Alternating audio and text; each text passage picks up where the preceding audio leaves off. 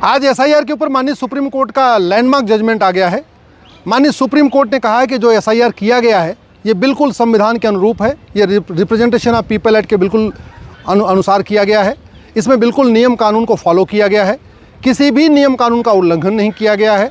और जो 20 याचिकाओं के द्वारा आरोप लगाया गया था, इलेक्शन कमीशन के ऊपर आरोप लगाया गया था, इस पूरी प्रक्रिया के ऊपर आरोप लगाया गया था, उन सभी आरोपों को दरकिनार कर दिया। इस एसआईआर के खिलाफ 20 याचिकाएं आई थी। इसमें टीएमसी के भी नेता आए थे, आरजेडी के नेता आए थे, आम आदमी पार्टी के नेता आए थे, कांग्रेस के नेता आए थे, कुछ सामाजिक सोशल एक्टिविस्ट भी आए थे, कुछ एनजीओज भी आए थे। और लगभग ऐसे 20 याचिकाओं के द्वारा एसआईआर का विरोध किया गया था और अलग अलग तरीके का आरोप लगाया गया था। कुछ याचिकाओं में तो ये कहा गया था कि ये किसी पॉलिटिकल पार्टी को फ़ायदा पहुंचाने के लिए एसआईआर किया जा रहा है। कुछ लोगों ने कहा कि ये बिल्कुल इल्लीगल है। उन सभी आरोपों को दरकिनार कर दिया है, नकार दिया है। और जो इलेक्शन कमीशन का आर्ग्यूमेंट था और जो हमारा आर्ग्यूमेंट था उसको माननीय सुप्रीम कोर्ट ने स्वीकार किया है। हमने अपनी पीआईएल में कहा था फ्री एंड फेयर इलेक्शन के लिए वोटर लिस्ट का प्योर होना बहुत ज़रूरी है। भारत में बहुत बड़ी संख्या में घुसपैठियों ने अपना नाम जुड़वा लिया है और जुड़वाने का कारण यह है कि 2016 का जो आधार एक्ट है, वो आधार एक्ट कहता है कि जो आदमी 6 महीने से है भारत में वो अपना आधार बनवा सकता है।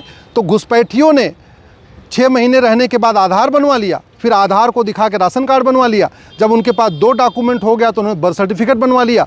जब 3 डॉक्यूमेंट हो गया तो ड्राइविंग लाइसेंस बनवा लिया। और जब 4 डॉक्यूमेंट हो गया तो उन्होंने किसी लोकल नेता को पकड़ के, पार्षद प्रधान को पकड़ के वोटर लिस्ट में नाम जुड़वा लिया है। इसलिए मैंने अपनी पीआईएल में कहा था कि एसआईआर ये 15-20 साल के बाद नहीं होना चाहिए। एसआईआर रेगुलर इंटरवल पे होना चाहिए। एसआईआर हर 5 साल पे होना चाहिए लोकसभा चुनाव के पहले। और एसआईआर लगातार करते रहना चाहिए और जिन लोगों का नाम कट रहा है उसकी जांच भी होनी चाहिए। तो माननीय सुप्रीम कोर्ट ने आज कहा है कि जिन लोगों का नाम एसआईआर से कट गया है, अब वो पूरी की पूरी लिस्ट, वो पूरी डिटेल जिनका नाम वोटर लिस्ट से कटा है, वो पूरा डिटेल इलेक्शन कमीशन 4 सप्ताह के अंदर गृह मंत्रालय को देगा। गृह मंत्रालय ट्रिब्यूनल बनाएगा और ट्रिब्यूनल बना के जिन लोगों का नाम कटा है उनकी सिटीजनशिप को कन्फर्म किया जाएगा।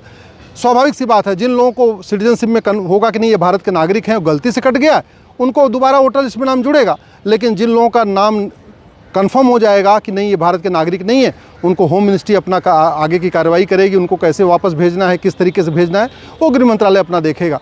तो आज का फैसला जो है माननीय सुप्रीम कोर्ट का, वो हमारी जो दलीलें थी उनको भी उन्होंने एक्सेप्ट किया, इलेक्शन कमीशन की दलीलों को एक्सेप्ट किया। और एसआईआर के बारे में जो दुनिया भर के आरोप लगाए गए कि ये तो वोट चोरी है, ये तो चीफ इलेक्शन कमिश्नर जो है बायस्ड हैं, ये तो इलेक्शन कमीशन किसी पॉलिटिकल पार्टी को फ़ायदा पहुंचाने के लिए एसआईआर करा रहा है, उन सारे आरोपों को नकार दिया गया। बाहर से एक तरीके से बड़े प्लान्ड वे में भारत के चुनाव